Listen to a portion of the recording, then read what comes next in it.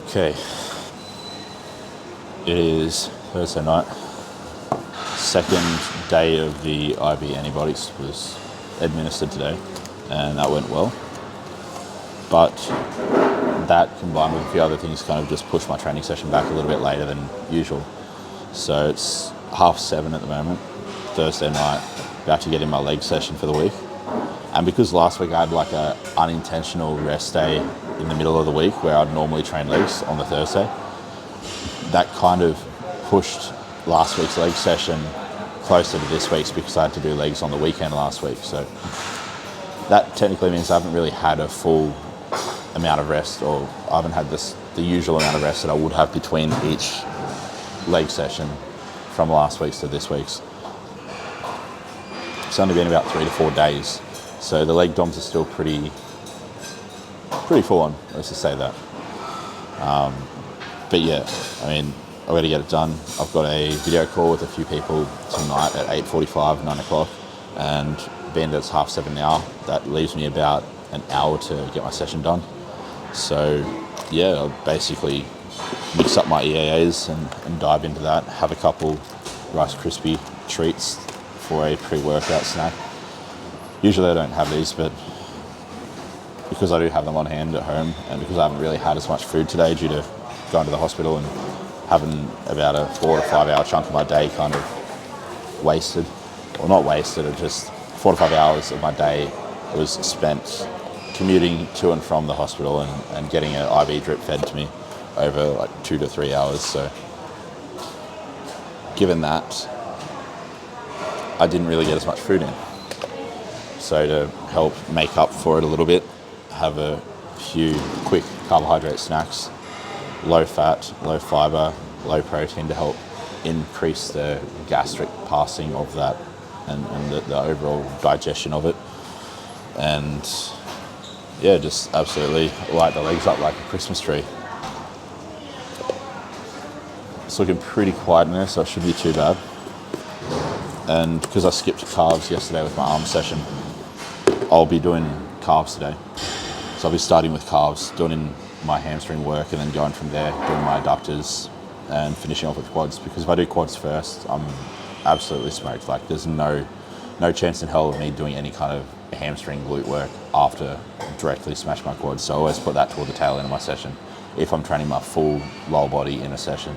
But I'm doing like split sessions where I train hamstrings and glutes in one session and quads and calves in the other. I'll always do the glutes and hamstrings at the start of the day and the quad and calves in the evening. For the same principle, as soon as I train quads, I don't want to do anything. My brain's fried, my body is fried, and so I just organise my training as such so that I don't shoot myself in the foot in terms of being productive with my training and progressing. But yeah, one more day of the IV antibiotics to go tomorrow, and then there's a follow-up appointment on Saturday morning. And I'm also hitting up Cheesecake Factory on Saturday. It opened last weekend, but me and all my friends knew that it was going to be too busy. So we thought we'd wait a week or so until all the hype kind of dies down, or at least the majority of that initial hype. And so hopefully, fingers crossed, it'll be a little bit quieter this weekend. And we're going to hit that up. I've never been before, so I don't know what to expect, but I've heard good things. I know a lot of bodybuilders in the States love Cheesecake Factory, and I had a look at the menu on the Cheesecake Factory Thailand website, and man, it looks good. It's a fucking big menu, I'll tell you that. But yeah, that's the plan. So tomorrow, usual work day, also train tomorrow, got the hospital last IV drip appointment scheduled, and then yeah, fun Saturday with like a little bit of a boring morning or mid-morning appointment at the hospital, just to kind of follow up and check up and see how things are progressing, like if things are improving from the 3 days of consecutive IV antibiotics. Because if it is, the surgeon and the dermatologist that I saw, they both said if it has improved substantially, we would most likely be able to switch you back to oral antibiotics after that 3 days, and then just ride that out until it's fully healed. But yeah, that's pretty much it. Minicut's still going strong, week 5 at the moment.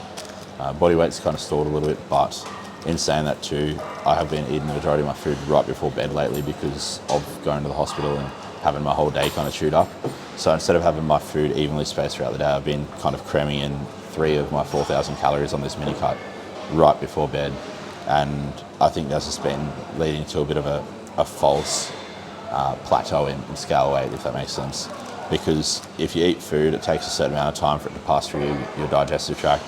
And the closer you eat the majority of your food to bed, the more food you're going to have in your digestive tract when you wake up and weigh yourself. So even if you go to the toilet, it's still going to negatively impact your scale weight in the sense that it might give it a bit of a false reading in terms of making you think that your weight's stalled when it actually hasn't. So I'm going to try basically correct that over the next day or so and see what happens to my scale weight.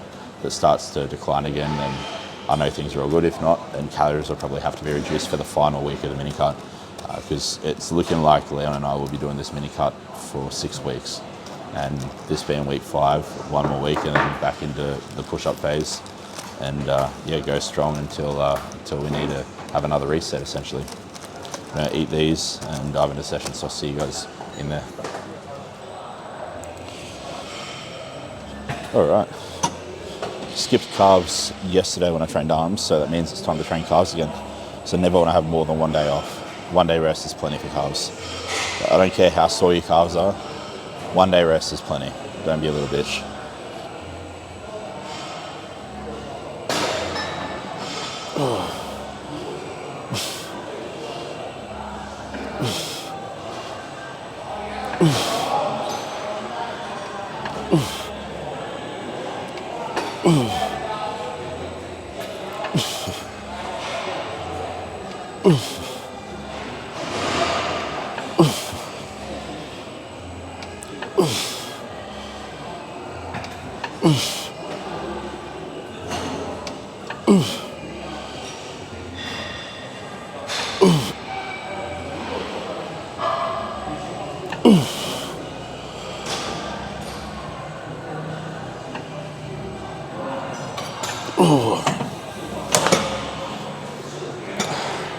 Two more sets.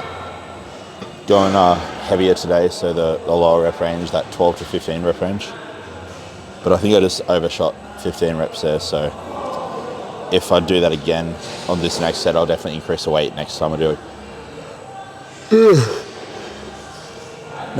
heavy carbs, that is. But I'm not doing any intensify techniques today, like no rep match sets or rest pause sets. Do I think that they're beneficial when training carbs? Definitely, but typically only when you're at least around maintenance calories, if not in a bit of a surplus. When you're in an aggressive deficit like I am for a mini cut, your potential to build muscle is next to nothing. Fuck, sounds like someone's getting railed up the arse over there. Just no point. I mean, you're just going to batter and beat yourself up for nothing, like beat your body up more than you necessarily have to achieve what you're trying to achieve, which is muscle preservation in a mini cut. Yeah, that's my 2 cents at least. Time for set number 2.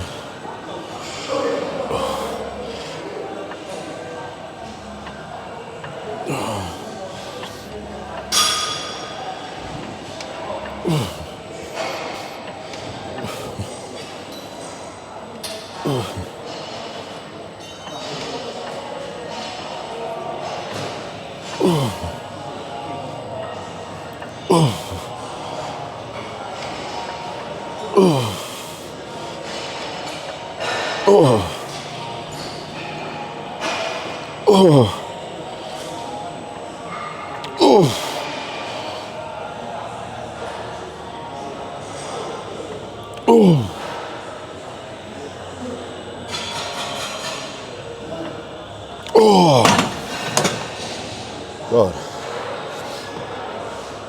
1 set to go.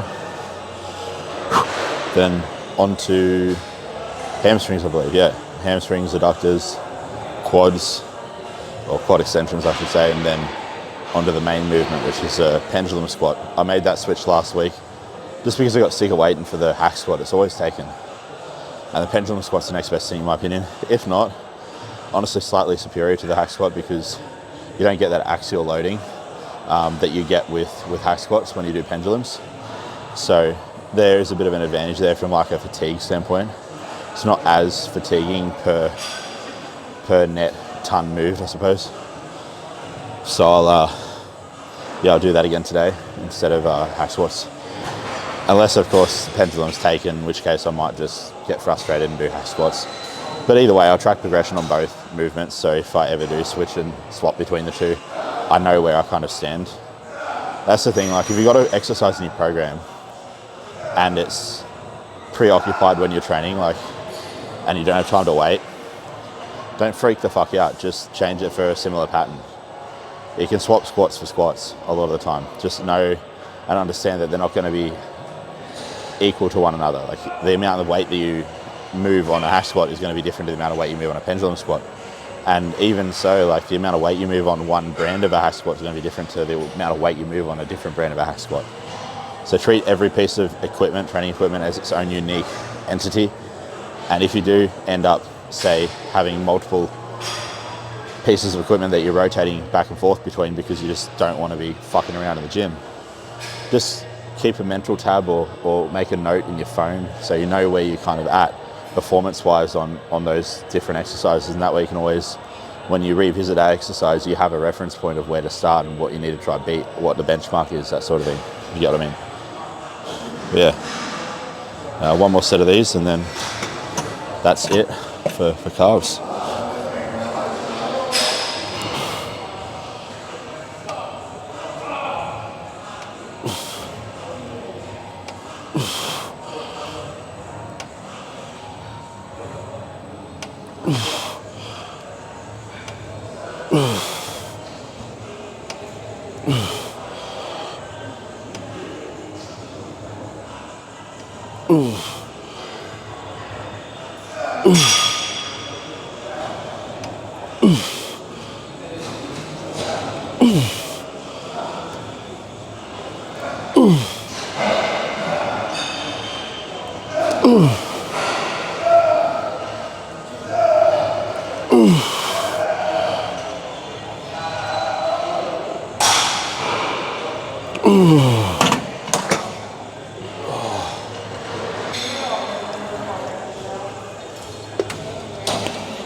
Okay.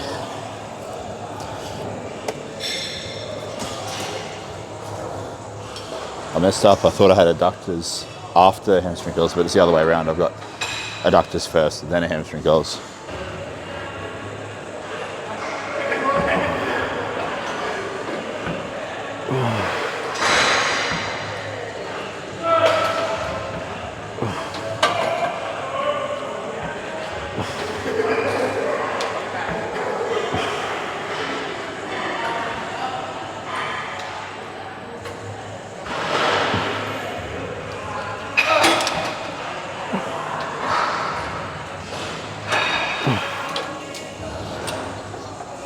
Alright.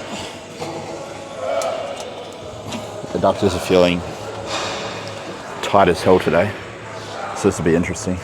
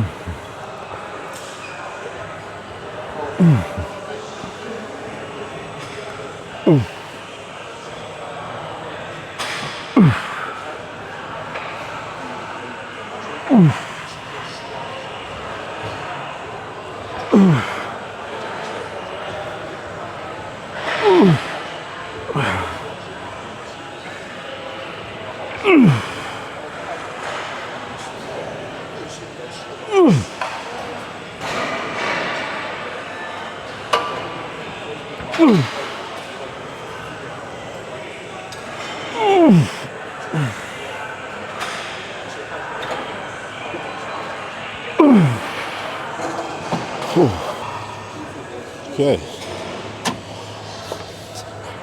Final set.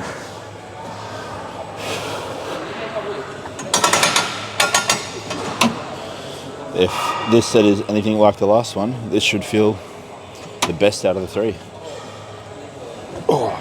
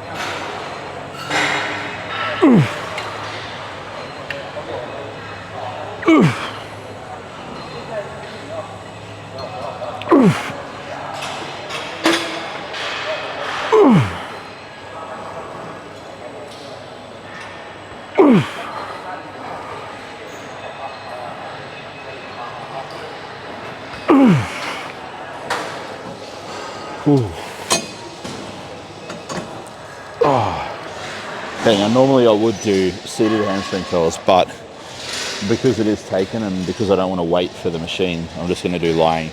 And the way I see it is to really target the hamstrings as much as possible, you want to have some sort of hip extension movement and some sort of knee flexion movement. It doesn't matter what hamstring curl you do, you're going to achieve some sort of knee flexion.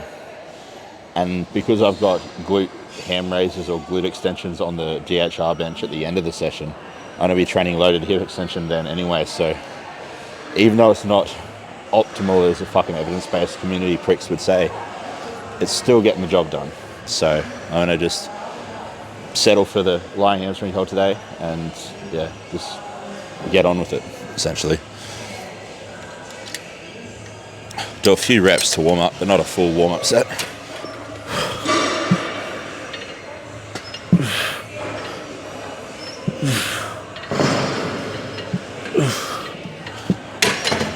Alright, that's enough. And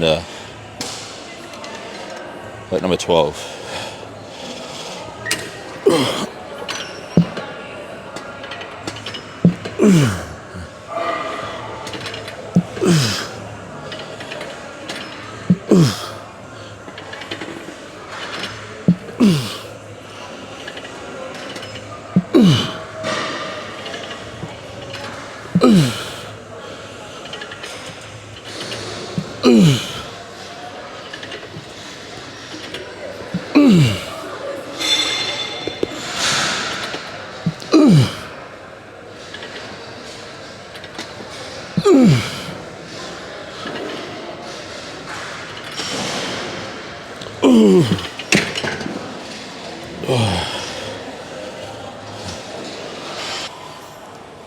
Repetitions on that first set.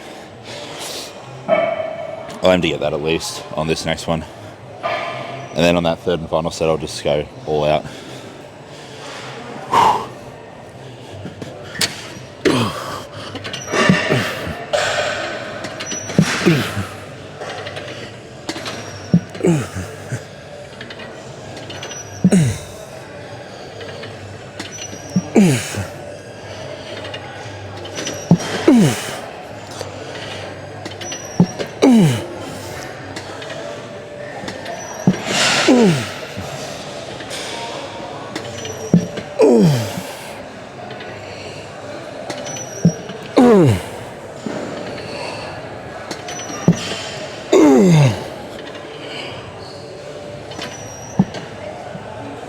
I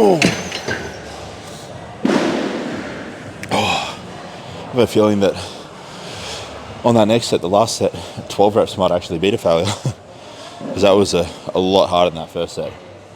I kind of sped up the tempo a little bit on those last couple of reps to make sure I got 12 reps out. So I think that's why it looked a little bit quicker than it otherwise would have looked. Like it looked more on par with the speed and the tempo or the velocity of the last few reps of the first set, but I can tell you now it was harder. Third and final set. All right, God. Those are Rice Krispie treats coming back up.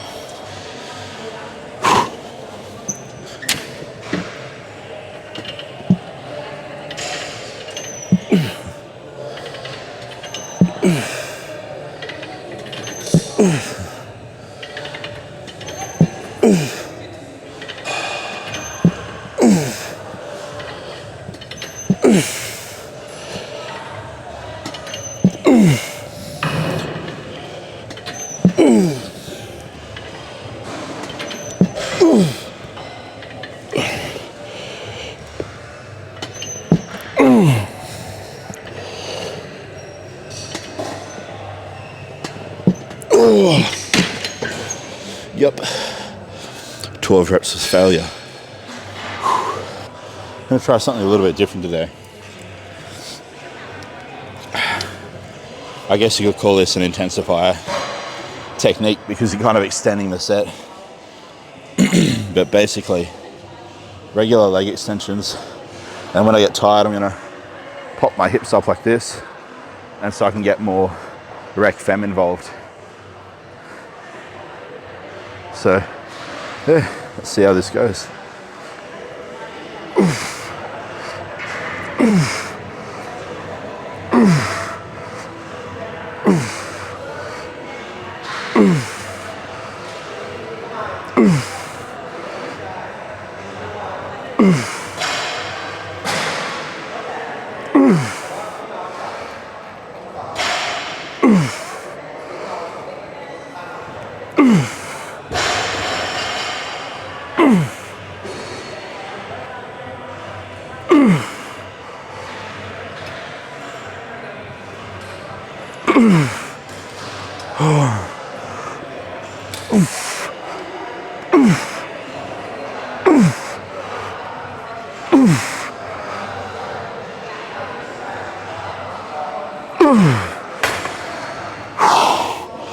Oh, fuck. They're hard. They're actually really hard. So honestly,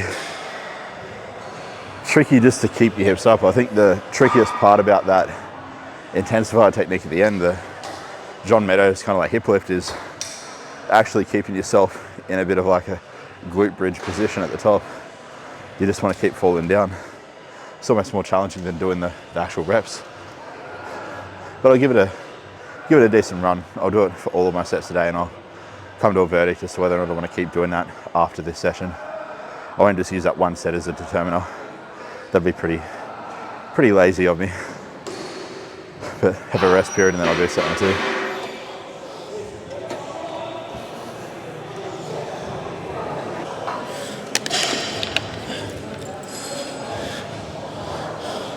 Now before I do the second set, I'm just going to quickly log all of the stuff that I've done since calves because I haven't logged it yet. Lucky I remember the reps that I got.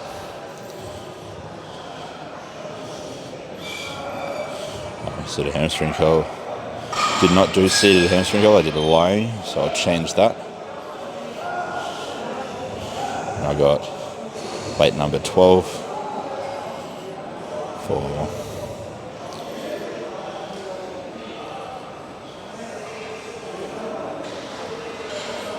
there we go, leg extensions.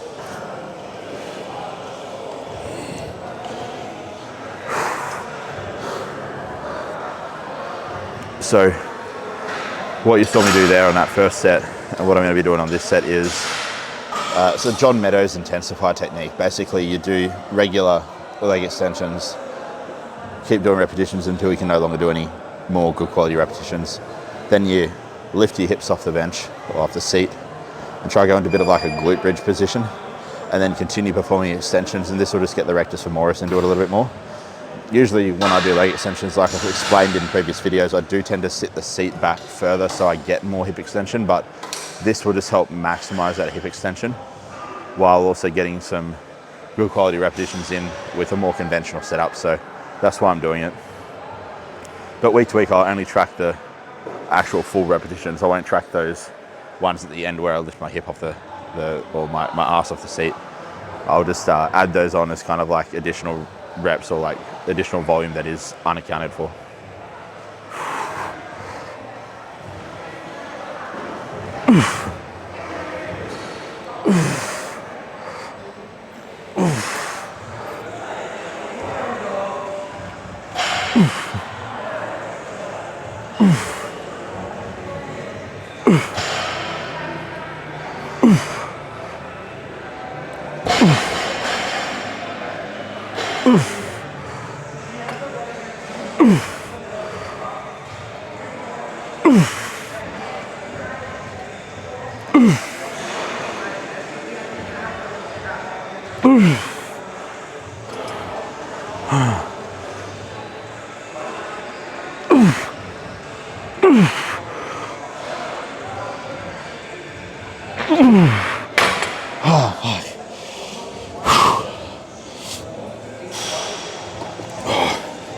I want to quickly mention too, I know I said before that you shouldn't really do intensified techniques if you're in a mini cut. And yeah, that's true, if the intention of the intensified technique is to push beyond failure. But if the intention is to incorporate a different muscle more into the exercise, then I think there's merit in it. And that's exactly what I'm doing here. I'm adding this intensified technique in, not to push myself closer to failure or beyond failure, but rather just to engage my rectus femoris more. Because I definitely think that the rec fem doesn't get enough TLC in most conventional leg days, or the conventional setup for most leg days. So yeah, just adding a little bit of extra stimulus for the rectus femoris I think is beneficial. Plus most guys have underdeveloped rec fems, let's be honest. Let's do this.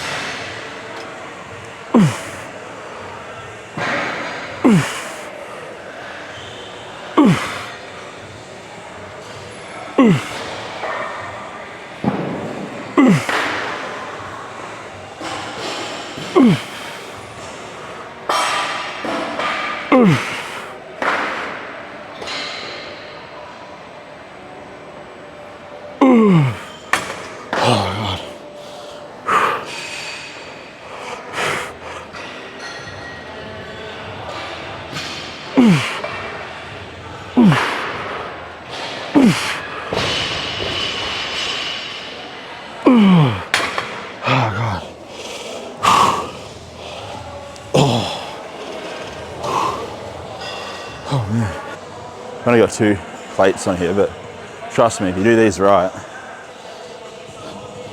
this is enough for the majority of you guys watching.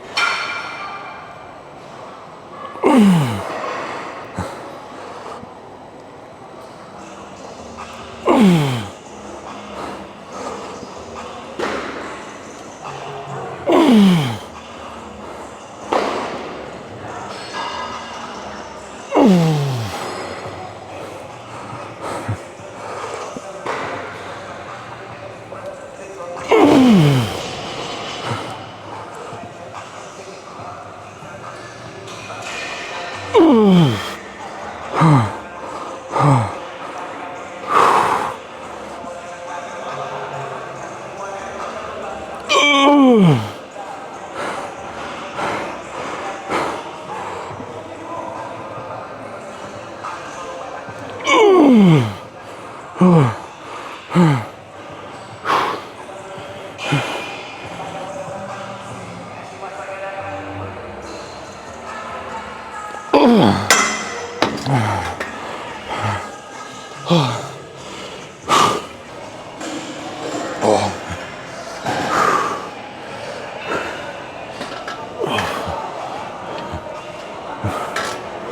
for reference, guys, I'm 115 odd kilo, 250 pound, sub 10% body fat, or thereabout, I should say.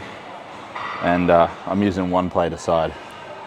So if you're using twice the weight as I am, you should hope to at least be the same size as me. Otherwise, it's probably a little bit embarrassing.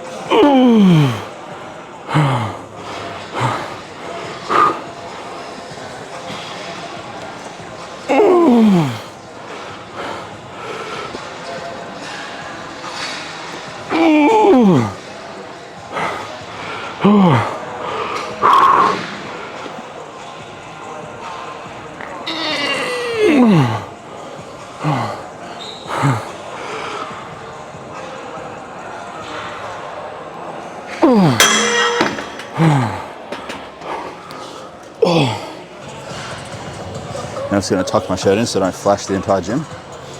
And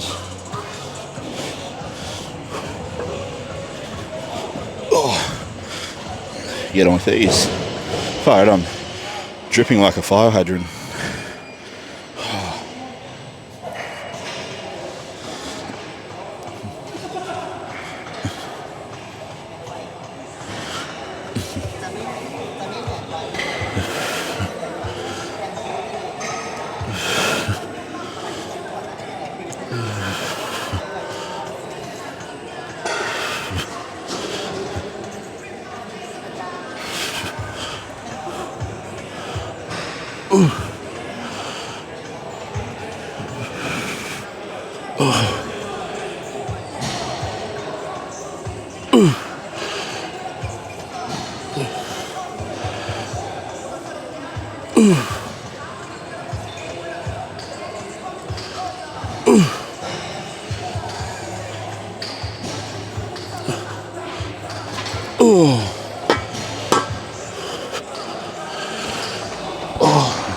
Probably mentioned too, once my throat stops tightening up. Oh, there we go.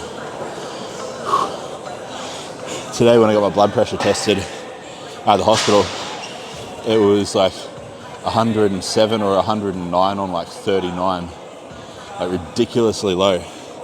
Actually surprised me, to be honest. So usually I have good blood pressure, but this is significantly lower than usual. So it probably explains why I get so lightheaded when I train, because I would assume that my blood pressure is pretty consistent week round. So if it's been that low, chronically low, makes sense why I get dizzy or spells of dizziness. I'll have to work on increasing my blood pressure, which is something that you probably don't hear many bodybuilders say. I have to increase my salt intake and shit like that, I guess.